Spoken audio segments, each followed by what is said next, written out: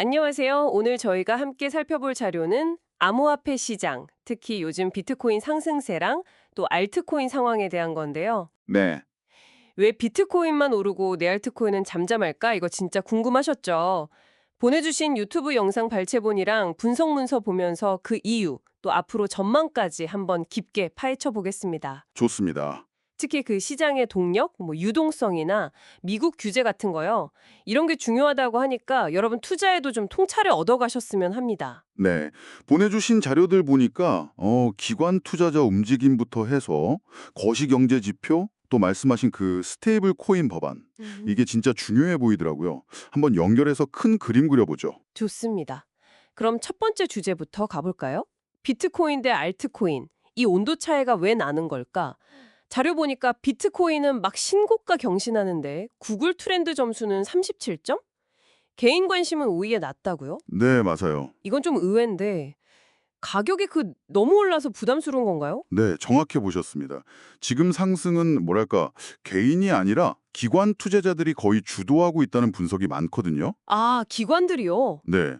그 온체인 분석가 윌리우라고 있는데 이 사람이 기관들이 적금 붓듯이 비트코인을 사고 있다. 뭐 이런 표현까지 썼어요. 전례 없는 속도라고. 적금 붓듯이? 와. 네.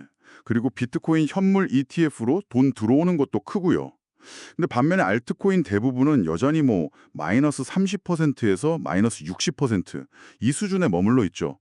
개인들은 아직 막 적극적으로 들어오는 느낌은 아닌 것 같아요. 그렇군요. 기관들이 조용히 이렇게 쓸어 담고 있다. 그럼 예전처럼 비트코인 먼저 쫙 달리고 그 다음에 알트코인 따라가는 그런 알트 시즌 있잖아요. 네네. 이번엔 좀 기대하기 어려운 걸까요? 역사적으로는 그런 패턴이 있었던 건 사실이죠. 지금 비트코인 도미넌스, 그러니까 전체 시총에서 비트코인 비중이 64% 넘었거든요. 와, 높네요. 네, 매우 높아요. 비트코인 힘이 세다는 거죠. 근데 또 동시에 거래소에 있는 비트코인 물량은 계속 줄고 있어요. 이건 공급 부족 가능성, 그래서 가격 상승 압력이 될 수 있다는 신호로도 보거든요. 아, 공급이 줄어든다. 그렇죠. 그러니까 결국 관건은 이 돈이 언제 그리고 어떤 알트코인으로 넘어갈 거냐 이거죠. 알겠습니다. 그럼 시장을 움직이는 핵심 동력, 유동성, 이 돈의 힘을 좀 파헤쳐 보죠. 자료에서는 미국 국채 금리가 높은데도 오히려 유동성이 더 늘어날 수 있다. 이런 얘기를 하던데요. 보통 금리 높으면 위험 자산엔 안 좋은 거 아닌가요? 네, 일반적으로는 그렇죠. 안전자산인 국채 매력이 커지니까요. 근데 자료에서는 미국의 어떤 정책 방향이 이런 일반론을 좀 뒤집을 수도 있다. 이렇게 분석해요. 정책 방향이요? 예를 들면요. 예를 들면 뭐 미중 관세 협상이 잘 되면 중국이 다시 미국 국채를 살 수도 있고요. 또 미국 정부가 의도적으로 달러 약세를 유도할 수도 있고. 그리고 결정적으로 이게 진짜 중요한데 빠르면 8월 전에 통과될 수도 있다는 스테이블 코인 법안이 있습니다. 스테이블 코인 법안이 유동성을 늘린다? 이게 좀 생소한데 어떻게 그게 가능하죠? 이 법안이 있잖아요. 이게 핵심인데 스테이블 코인 발행사들, 뭐 은행이나 빅테크겠죠. 네. 고객 돈을 받으면 이걸로 미국채를 사게끔 거의 의무적으로요. 아, 미국채를 사도록 만든다. 네. 그렇게 되면 국채 수요가 확 늘면서 자연스럽게 국채 금리는 떨어지겠죠. 이게 사실상 중앙은행이 금리 인하하는 거랑 비슷한 효과를 내는 거예요. 시장에 돈이 더 풀리는 거죠. 와, 그렇군요. 금리 인하 효과라. 네. 이미 글로벌 M2 유동성 자체는 막 늘고 있거든요. 근데 과거에 이 지표가 비트코인이나 나스닥 지수를 한 3, 4개월 정도 앞서갔어요. 선행 지표네요. 그렇죠. 다른 지표들, 뭐 달러 약세가 제조업 경기, ISM 지수 확장을 미리 보여준다거나 또 금융 완화 정도를 나타내는 GMI 지수가 ISM을 또 앞서간다거나 이런 것들도 다 비슷한 방향을 가리키고 있고요. 와우. 이 스테이블 코인 법안, 이거 정말 중요한 변수 같은데요. 근데 이게 비트코인보다는 알트코인 시장에 더 큰 영향을 줄 수 있다. 이건 왜 그런 분석이 나오는 거죠? 네, 그게 또 흥미로운 지점이죠. 그 비트와이지의 매트 호건 같은 분석가는 이게 비트코인 현물 ETF 승인만큼이나 중요하다. 통과되면 3, 4년짜리 장기 호황이 올 수도 있다. 이렇게까지 봐요. 3, 4년이요? 와. 네. 해심 이유는 스테이블 코인이 주로 암호화폐 생태계 안에서 쓰이는 돈이거든요. 거래할 때 쓰는. 아, 달러 대신에요. 그렇죠. 기관들이 달러로 비트코인 ETF 사는 거랑 좀 다르게 스테이블 코인 발행이 늘면 그 돈이 바로 알트코인 시장으로 직접 흘러들어갈 가능성이 높다는 거예요.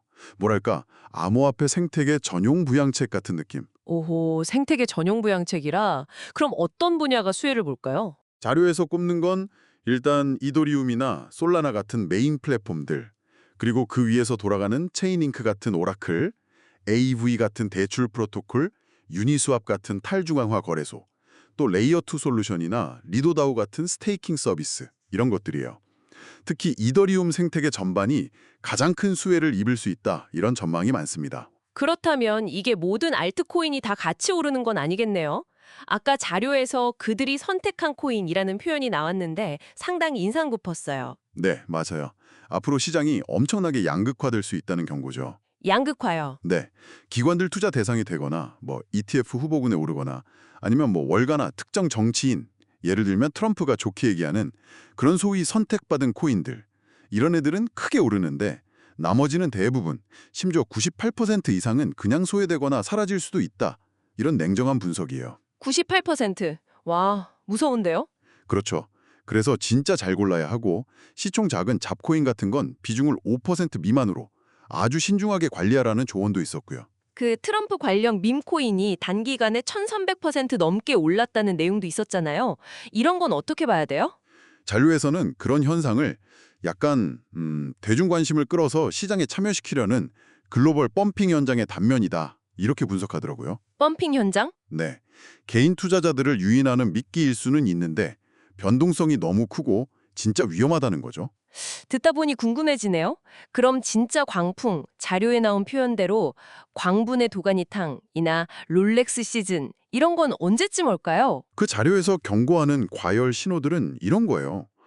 주변에 진짜 너도 나도 코인 얘기하고 암호화폐 앱이 앱스토어 순위 막 올라가고 SNS에는 막 슈퍼카나 명품시계 인증샷 넘쳐나고 심지어 전혀 상관없어 보이는 미술품 가격까지 막 같이 뛰고 이러면 단기 고점일 수 있다. 이겁니다.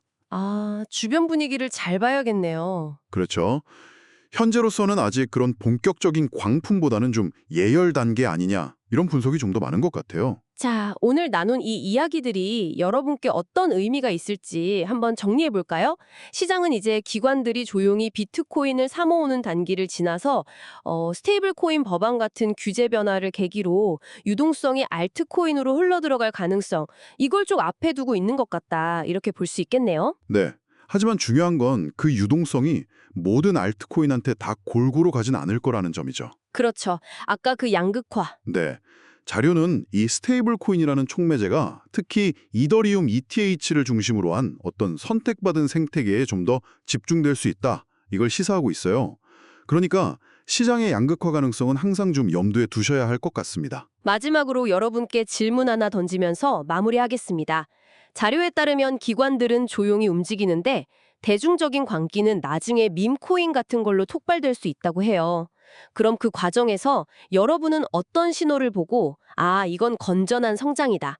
혹은 아니다, 이건 투기적 광기의 정점이다. 이걸 판단하시겠습니까? 한번 스스로에게 질문해 보시면 좋겠습니다.